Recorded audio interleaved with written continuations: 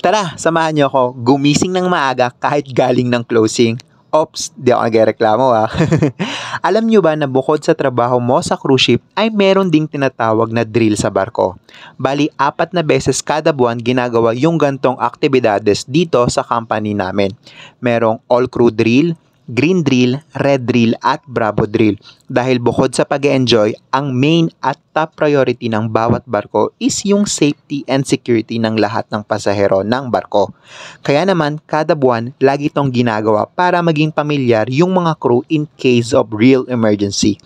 Kada crew member ay may kanya-kanyang duties and responsibilities kung paano mag-respond kung merong sunog, aksidente o di naman kaya merong kahina-hinalang tao o gamit na pwede palang bomba at iba pang threat na pwedeng ika-alarma at maging mitya ng kaguluhan at kapamakan sa barko.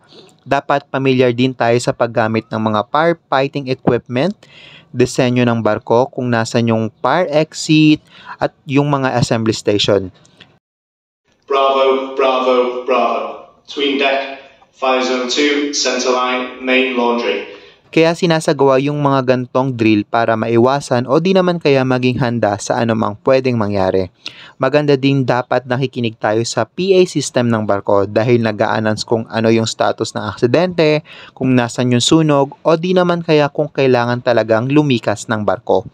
Pero huwag kayong matakot kasi napakalit ng tsansa mangyari yung mga gantong senaryo sa higpit ba naman ng security sa barko bago makapasok. Sa mga nagbabalak palang magbarko, ihanda nyo na yung sarili nyo sa mga delays kasi bawal lang hindi umattend. Unless excuse or may sakit ka. Kung hindi ka attend baka mabigyan ka pa ng warning or worst case matanggal ka. Sayang naman 'di ba kasi pinagdasal mo to. So ayun lang. Thanks for watching guys. I hope you enjoyed this video.